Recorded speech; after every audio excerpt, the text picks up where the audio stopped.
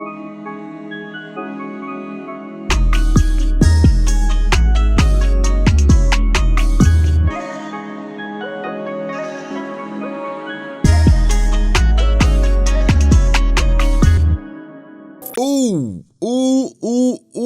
Unexpected for me, and I'm sure for some of you that, a chapter was coming out today, because technically it should be out not until next year. So very pleasant surprise. I'm ecstatic. We got some things to talk about, and they revolve around Kaido and Luffy, and it's pretty much in line with some of the ways I was thinking after last chapter. And Oda pretty much just looked at it and said, you know what, Rago's right. Let's just confirm it for him. Let's just keep it rolling. And Oda, thank you. I appreciate that. First, I want to wish you guys a Merry Christmas if you did celebrate it. I hope you guys are having an amazing holiday. The year is coming to an end. I hope you guys accomplished everything you wanted to accomplish. Just gotta thank you guys for the support, and again, it's been a pleasure making content for you all. I can't tell you guys how ecstatic I am just talking about One Piece, right? And so we're gonna continue that today. One Piece chapter 1036, it is out, and yeah, Luffy and Kaido and Usopp. I know you guys are like, Brago, what Usopp? That triggers us because you told us you're gonna drop an Usopp video. It's coming. Maybe not the video you expected, but something with Usopp, it is coming. I promise you, sooner than you think, by the way. But to chapter 1036, officially, unofficially, last chapter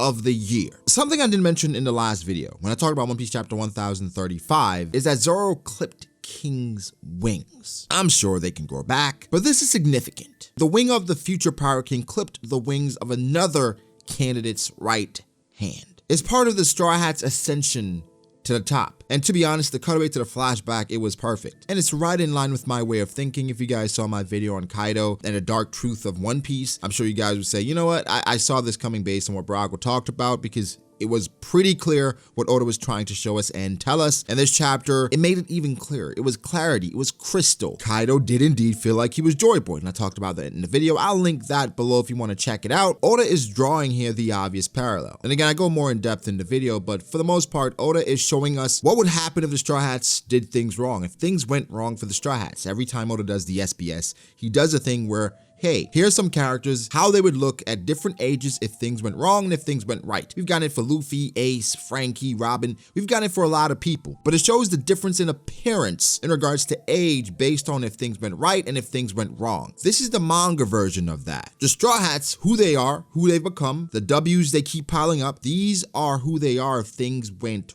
right. But something to keep in mind, it's not necessarily about strength, because the Beast Pirates, they are strong. It's also about ideals.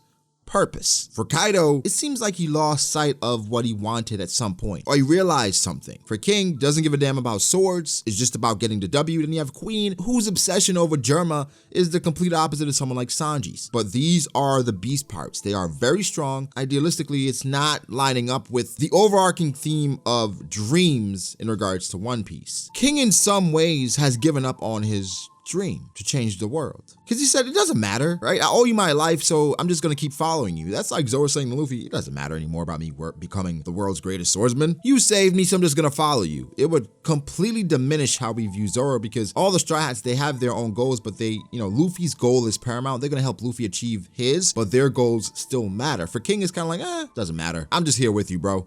I owe you. That's, He chalked it up as legends are legends. More than likely, these are things that King was taught when he was younger, about these legends. And Kaido's laughing when King talked about it, because he's like, you think I'm Joy Boy? Is this the world you really wanted? The world I'm making, is that what you wanted? I would have liked if this was addressed in a bit of a different way, because I talked about that. How does King feel now about Kaido's ambitions? And we got the answer. King is like, it is what it is. Legends are legends. I'm not really too upset about it. And like, all right, okay. But again, I love the obvious parallels now. It wasn't as obvious last chapter. This chapter, I think, is just in your face, blatant. You can't ignore it at this point. What genuinely made me smile was when King said, just keep being the strongest, and I'll never lose until you become the Pirate King. And again, I made a video about that as well in regards to what the Pirate King means to everyone, all the Yonko. Are they really chasing that, or is that, or means to an end? A lot of people want to become the Pirate King because they feel like they can achieve their true dreams by acquiring this title, not knowing what it is, not knowing exactly what Roger left, but Roger is waiting some way, more than likely figuratively, there are things left behind.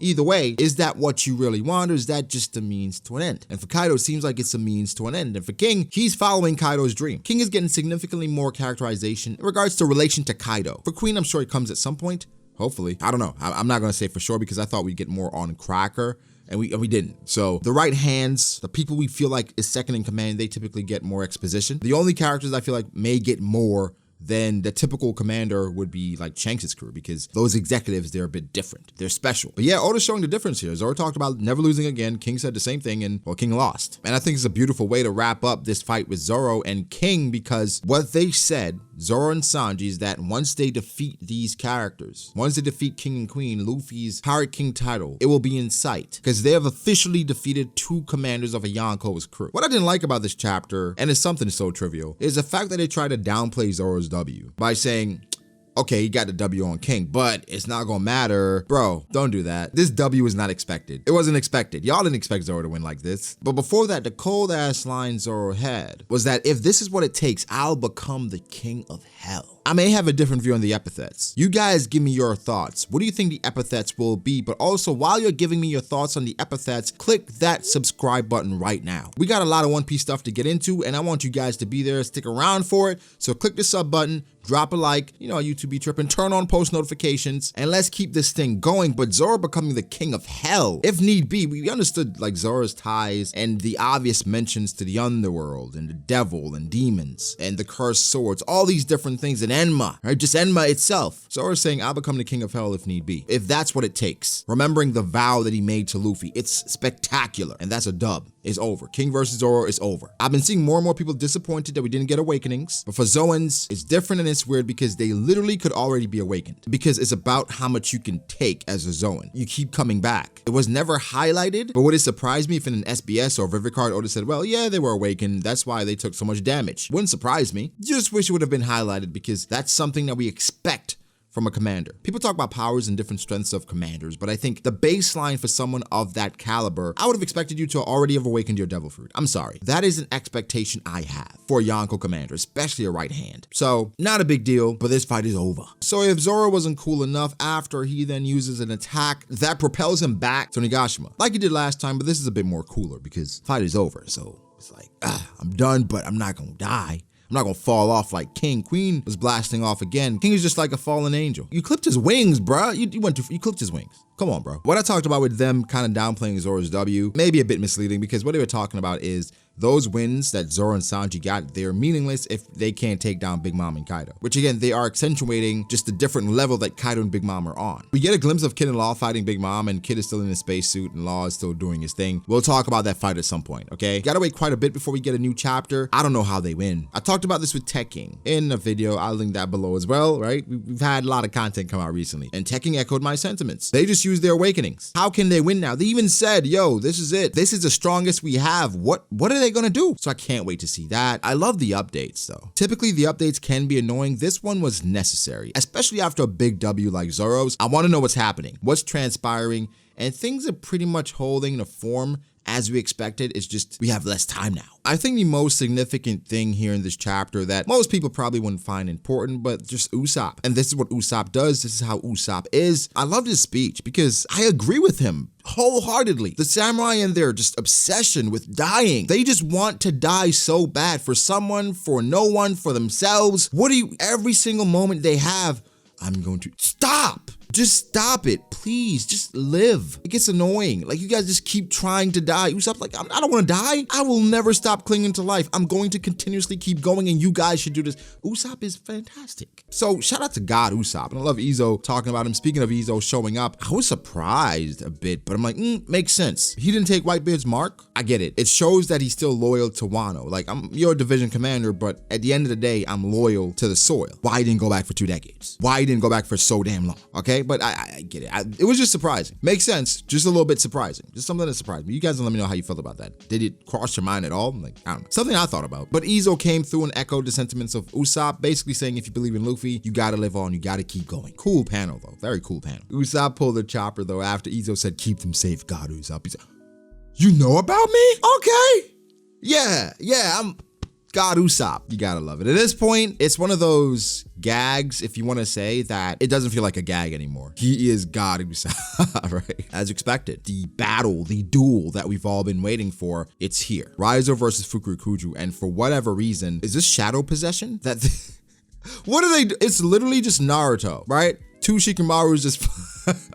They're playing a game of chicken right now, where they're both saying the fire doesn't affect me. It's not gonna do anything to me at all. I am fine. It's like that meme where everything is burning. Oh yeah, we're fine. I'm good. What are y'all doing? Like I mentioned, it's obviously tied to Orochi. And because right after that, we go to Orochi. And Orochi, he's a sick bastard, isn't he? Oh God. I hate the fact that he's not gonna die because he does deserve it, but just but while he's laid up with Kurosaki, he's thinking, Fukukuji, you gotta hurry up, bro. We gotta leave before the island blows up. I'm like, you're cutting it kind of close, aren't you? Like, do you know how much time you have right now? But you know, men dealing with women, you don't think straight, you just do shit. And that's what Orochi's doing right now. Sprung. I'm still waiting for something to happen here. I mean, it's obviously not gonna play out the way Orochi expects, but what's going on here? An interesting development. CP0, they defeated X Drake and Apu ran away. Apu, this dude ran away. Got away. He said, yo, they mean business. They for real. I'm gonna get out of here. And Apu just dipped out. Now I'm mad at him. CP0 did give X Drake some props, saying for a guy of your reputation, you put up a fight. They called him a handful, which is good and bad, in my opinion. Where for X Drake, it's not really clear how formidable he is, but you know, a handful to the elites is not terrible. But for CP0, I think we had, personally, I think I had too high expectations of them. It's hard to say, because typically with power scaling in One Piece, it's plot driven. So it is what it is, just something cool. X Drake gets props here, because he was fighting before, now they call him a handful before they defeated him, and Apu, he got away. CP0 then received a call from more than likely the member that's still inside the building saying, hey, you gotta get out of the castle right now because the fate of an era will be decided in the next few minutes. Zoro and Sanji are knocked out. They show Beppo as well. Not really sure why they did that, but I understand that he's Law's right hand man.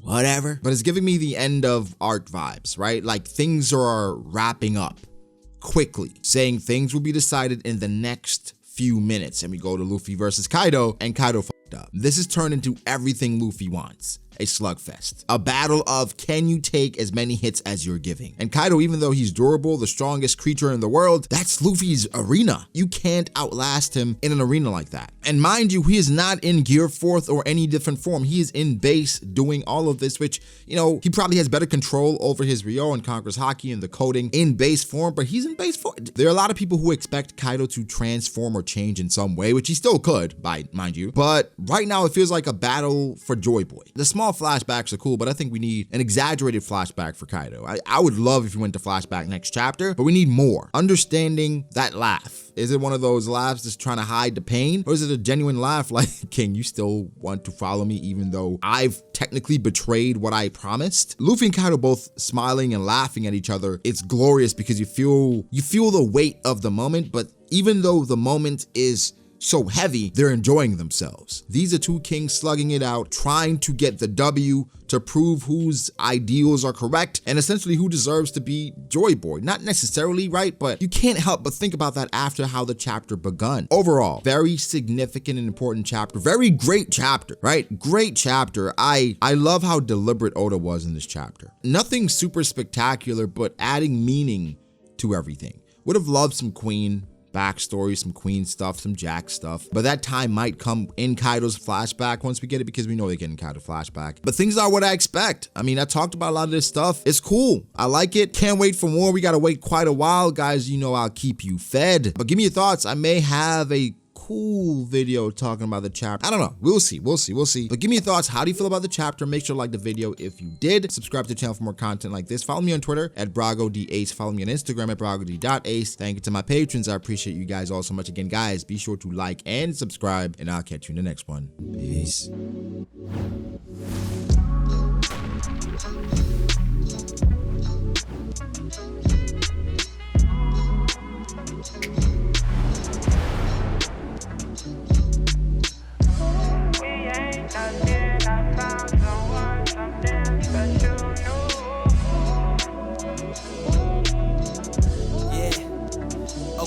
I start doubting me, I felt lost.